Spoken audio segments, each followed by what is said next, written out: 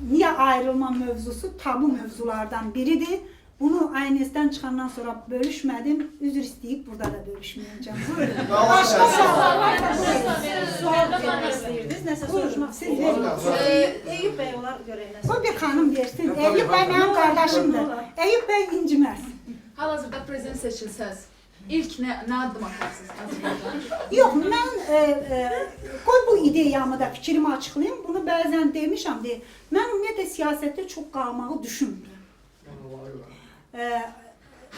Maraqlarınıza görə yoxsa? Yox, təbii ki özümün həyat baxışlarımla maraqlarım var. Təbii ki o maraqlarım həyat baxışlarımdan doğan maraqlarım da var.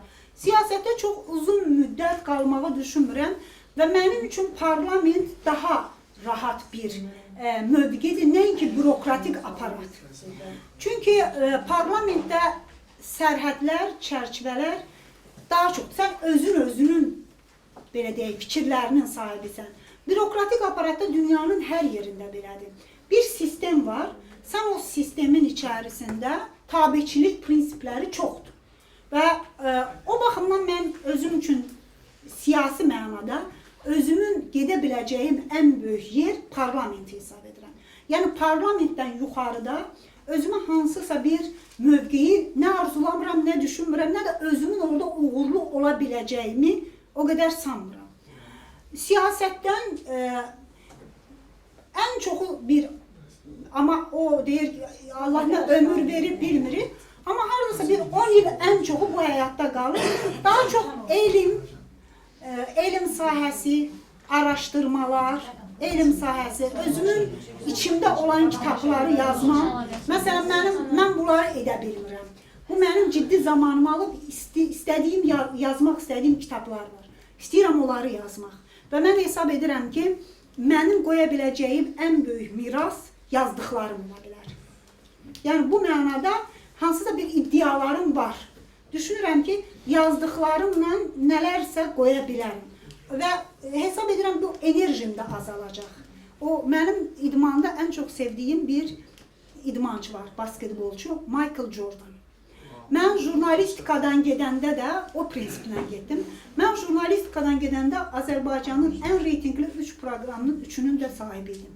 Nəzər nöqtəsinin, ötən həftənin heç xəbəri artıq vermişdim və açıq söhbətin.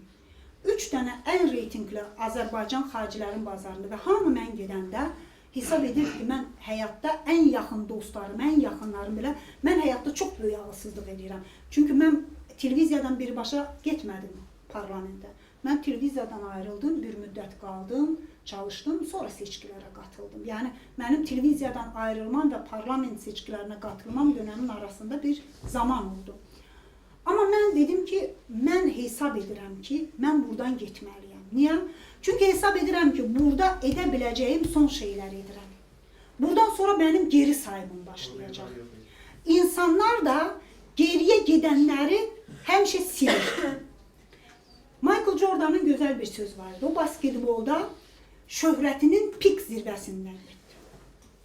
Və o qədər belə bir söhbət yaratdı ki, niyə getdi axı?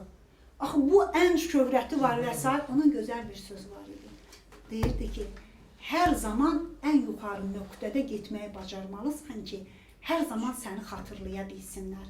Çünki sən o nöqtədən geri getməyə başladıqca, insanlar səndən gözlədiklərini artıq ala bilmədikcə, səni ittiham, tənqid və səni silirlər xatirələrindən.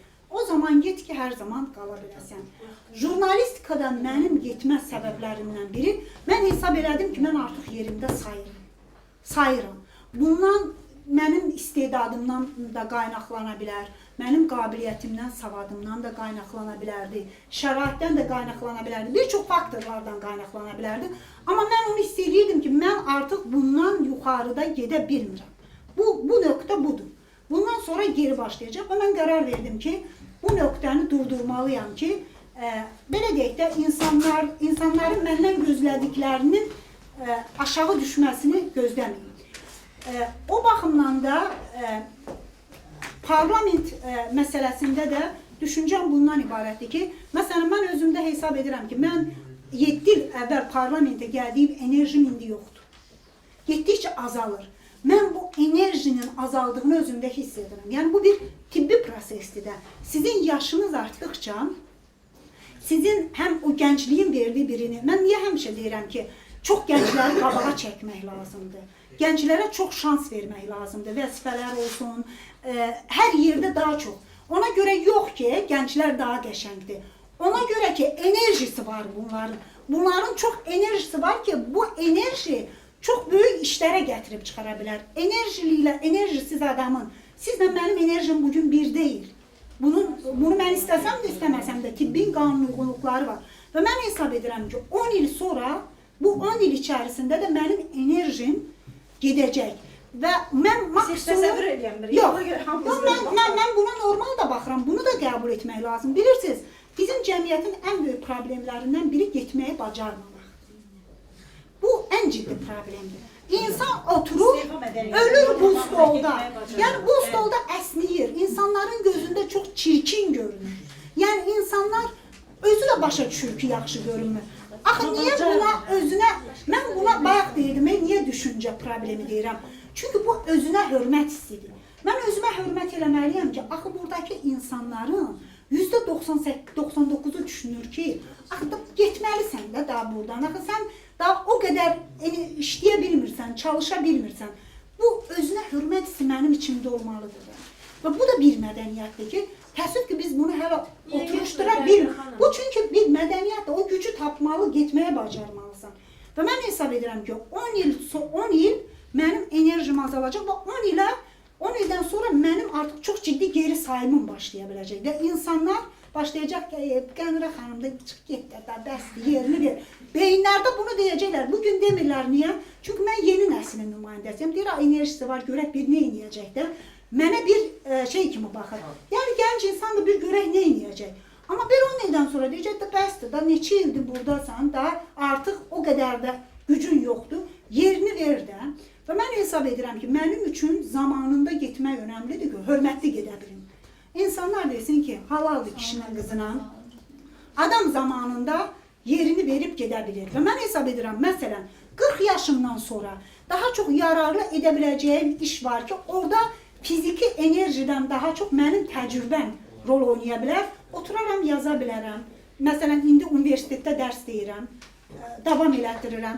Müəllim kimi daha da təcrübəm çoxalar, daha çox qatqıda ola bilərəm. Yazı yazaram, daha çox təcrübələrim var, yazıb bilərəm. Və o enerjim, beyin, bu da təcrübədən qaynaqlanır. Və ona görə də orada da gedib yararlı ola bilərəm də. Bugün Azərbaycanda yox, dünyada o qədər yazarlar var ki, mən millət vəkili kimi hörmətim ondan aşağıdır, düz deyil. Bizdə belə yazarlar var, belə alimlər var ki, onlar bizdən daha hörmətlidir cəmiyyətdə. Onun üçün cəmiyyətdə nüfuz sahibi olmaq üçün millət vəkili olmaq lazımdır. Sadəcə yaxşı kadr olmaq lazımdır.